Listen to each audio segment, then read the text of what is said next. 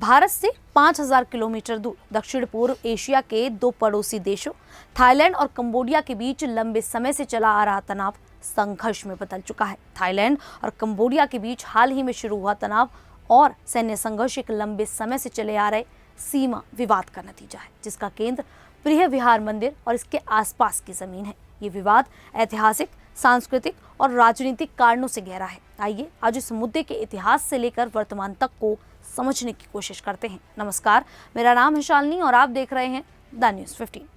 Thailand और Cambodia के बीच 817 kilometre लंबी साझा सीमा है, जिसे 19वीं और 20वीं शताब्दी में फ्रांसीसी औपनिवेशिक शासकों ने निर्धारित किया था। जबकि थाईलैंड और कंबोडिया दोनों देशों में बौद्ध धर्म के लोग सबसे ज्यादा हैं और इनकी संस्कृति, खान पान और रहन सहन भी लगभग एक समान है। लेकिन इस सीमा रेखा और प्राचीन मंदिरों के स्वामित्व को लेकर दोनों देशों के बीच कई बार तनाव और सैन्य झड़पें हुई हैं। विवाद की मुख्य वजह डांगरेक पर्वत श्रृंखला में स्थित प्रिय विहार मंदिर और अन्य क्षेत्र जैसे एमराल्ड ट्रायंगल, थाईलैंड, कंबोडिया और लाओस की त्रिसीमा है।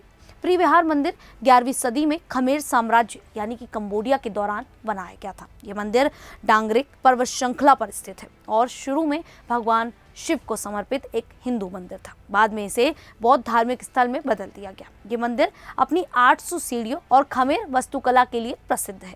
खमेर साम्राज्य का प्रभाव आधुनिक थाईलैंड के कुछ हिस्सों तक फैला था, जिसमें प्रसाद ता मुएनथोम जैसे मंदिर भी शामिल थे। खमेर साम्राज्य के पतन के बाद सियाम यानी कि थाईलैंड ने इन क्षेत्रों पर नियंत्रण करने की कोशिश की। सियाम के आयुत्य साम्राज्य 1350 से 1767 ने कंबोडिया पर कई बार आक्रमण किया और कुछ क्षेत्रों पर कब्जा किया। इस दौरान मंदिरों और सीमा क्षेत्रों पर दावे शुरू हुए। 1863 में फ्रांस ने कंबोडिया को अपने संरक्षण में लिया और इसे फ्रांसीसी इंडो चाइना का हिस्सा बनाया। थाईलैंड उस समय स्वतंत्र था, लेकिन फ्रांस के साथ संधियां करनी पड़ी।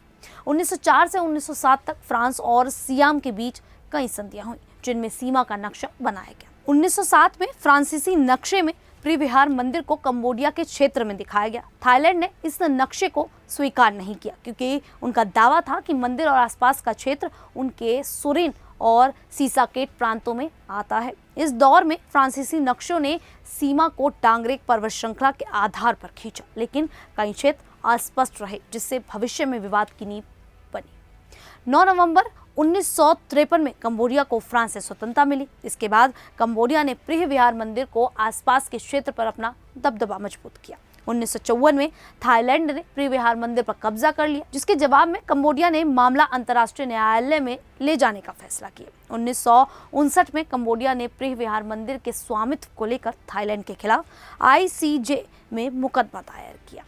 15 जून 1962 में ICJ ने फैसला सुनाया कि प्रिय विहार मंदिर कंबोडिया के क्षेत्र में है। कोर्ट ने 1907 के फ्रांसीसी नक्शे को आधार माना।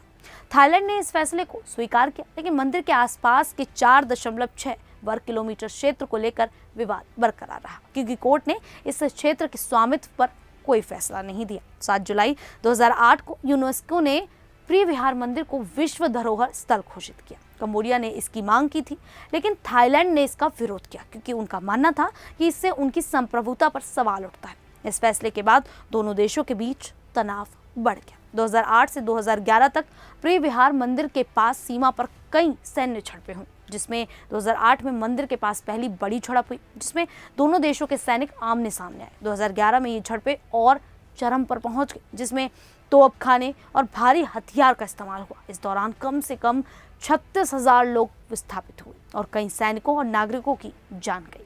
थाईलैंड ने संयुक्त सीमा आयोग बनाने का प्रस्ताव रखा, लेकिन इसकी बैठकों से कोई ठोस नतीजा नहीं निकला। 2013 में कंबोडिया ने फिर ICJ में अपील की कि मंदिर के आसपास का क्षेत्र भी उनके पास होना चाहिए। कोर्ट ने फिर कंबोडिया के पक्ष में फैसला दिया, लेकिन थाईलैंड ने कहा कि कुछ क्षेत्र अभी भी विवादित हैं। 28 मई 2025 को एमराल्ड ट्रायंगल यानी कि थाईलैंड, कंबोडिया और लाओस की त्रिसीमा में एक सशस्त्र झड़प हुई, जिसमें एक कंबोडियाई सैनिक मारा गया। इस घटना ने दोनों देशों में राष्ट्रीयवादी भावनाओं को भड़काया और तनाव बढ़ा। जून 2025 में दोनों देशों ने तनाव कम करने के लिए सैन्य वार्ता की और सैनिकों को पीछे हटाने पर सहमति जताई। हालांकि ये समझौता ज्यादा समय तक नहीं टिका। 1 जुलाई 2025 को थाईलैंड की प्रधानमंत्री पेंट्रोकटांग शिनावात्रा को कंबोडिया के पूर्व प्रधानमंत्री हुन सेन के साथ एक लीक फोन कॉल के कारण निलंबित कर दिया गया। इस कॉल में उन्होंने तनाव कम करने की बात की, जिसे थाई जनता ने कंबोडिया के सामने झुकने के रूप में देखा। इससे थाईलैंड में विरोध प्रदर्शन हुए। 23 जुलाई 2025 में तनाव एक बार फिर सैन्य संघर्ष में बदल गया। इसकी शुरुआत कुछ घटनाओं से हुई, जैसे थाईलैंड के उवोन रत्चाथानी प्रांत में चोंग अनमा सीमा के पास एक बारूदी सुरंग विस्फोट में 5 थाई सैनिक घायल हुए, जिसमें से एक का पैर कट गया। थाईलैंड ने आरोप लगाया कि ये बारूदी सुरंगें कंबोडिया ने हाल ही में बिछाई थी। इसके जवाब में थाईलैंड ने अपने राजदूत को कंबोडिया से वापस बुला लिया और कंबोडियाई राजदूत को निष्कासित कर दिया। गुरुवार सुबह से दोनों देशों के सैनिकों ने सीमा पर गोलीबारी शुरू कर दी।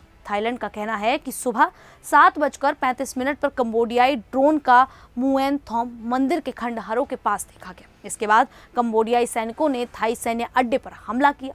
कंबोडियाई ने इन आरोपों को खारिज करते हुए कहा कि थाईलैंड ने पहले हमला किया। सुबह 8:20 पर कंबोडियाई सैनिकों ने मूपा सैन्य अड्डे पर गोलीबारी शुरू की। 8:50 पर मंदिर के खंडहरों पर तोपों से हमला किया गया। 9:40 पर कंबोडिया ने BM-21 रॉकेट लॉन्चर दागे और 9:55 पर सुरीन के कप चोएंग जिले में रिहायशी इलाके में गोलीबारी हुई, जिसमें 3 नागरिक घायल हुए। थाईलैंड ने कंबोडिया के सैन्य ठिकानों पर F-16 लड़ाकू विमानों से बमबारी की। थाई सेना ने सीमा को सील कर दिया और मंदिर के खंडहरों को बंद कर दिया। कंबोडिया के प्रधानमंत्री हुन माटेन ने कहा था कि थाईलैंड ने पहले हमला किया और कंबोडिया ने अपनी संप्रभुता की रक्षा के लिए जवाबी कार्रवाई की। कंबोडिया ने ड्रोन भेजकर बारूदी सुरंग बिछाकर उकसाया। कंबोडियाई सैनिकों ने रिहायशी इलाकों में तोपें तैनात की और नागरिकों को मानव ढाल की तरह इस्तेमाल किया। थाईलैंड ने कंबोडिया की सीमा में घुसपैठ की और हमला शुरू किया। कंबोडिया ने आत्मरक्षा में जवाबी कार्रवाई की।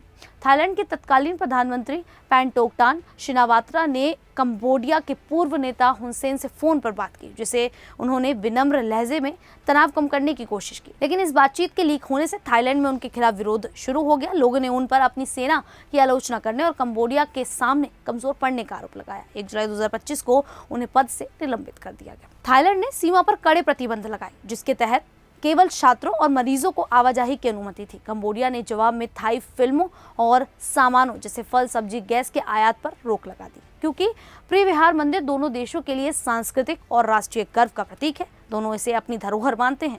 दोनों देशों में राजनेता इस मुद्दे को राष्ट्रीयता और अभिमान से जोड़कर जनता का समर्थन हासिल करते हैं। 1907 के नक्शे और ICJ के फैसले के बावजूद सीमा का कुछ हिस्सा अब भी अस्पष्ट है, जिससे तनाव बढ़ता है। दोनों देशों की सेनाएं सीमा पर तैनात हैं और गोलीबारी और बमबारी जारी है। नागरिकों को सुरक्षित स्थानों पर ले जाया जा रहा है। अंतर्राष्ट्रीय समुदाय इस मामले पर नजर रख रहा है, लेकिन अभी तक कोई ठोस हस्तक्षेप नहीं हुआ है। दोनों देश शांति की बात तो कर रहे हैं, लेकिन एक दूसरे पर हमले का आरोप लगा रहे हैं। दोनों देशों को बातचीत के जरिए विवाद सुलझाने की जरूरत है। दक्षिण पूर्व एशियाई देशों का संगठन मध्यस्थता कर सकता है। संयुक्त राष्ट्र या ICJ फिर से इस मामले में हस्तक्षेप कर सकता है। विवादित जमीन का स्पष्ट नक्शा बनाकर दोनों देशों को सहमति बनानी होगी। कुल मिलाकर थाईलैंड और कंबोडिया के बीच सीमा विवाद ऐतिहासिक, सांस्कृतिक और भू राजनीतिक कारणों से गहरा है। प्रिय विहार और तामुएन थॉम जैसे मंदिर इस विवाद के केंद्र में हैं, जो दोनों देशों के लिए सांस्कृतिक गौरव का प्रतीक है। 2025 में हाल की झड़पों और हवाई हमलों ने स्थिति को युद्ध के कगार पर ला दिया है। आसियान, चीन और अंतर्राष्ट्रीय समुदाय की मध्यस्थता से तनाव कम करने की कोशिश हो रही है, लेकिन स्थायी समाधान के लिए दोनों देशों को बातचीत और सहयोग बढ़ाना होगा। खैर, अब इस पूरे मुद्दे को लेकर आप लोगों की क्या राय है, आप हमें कमेंट करके जरूर बताइएगा। अभी के लिए इतना ही, फिर हाजिर होंगे ऐसे ही देश और दुनिया से जुड़ी बड़ी खबरों के साथ। तब तक के लिए देखते रहिए द न्यूज़ 15।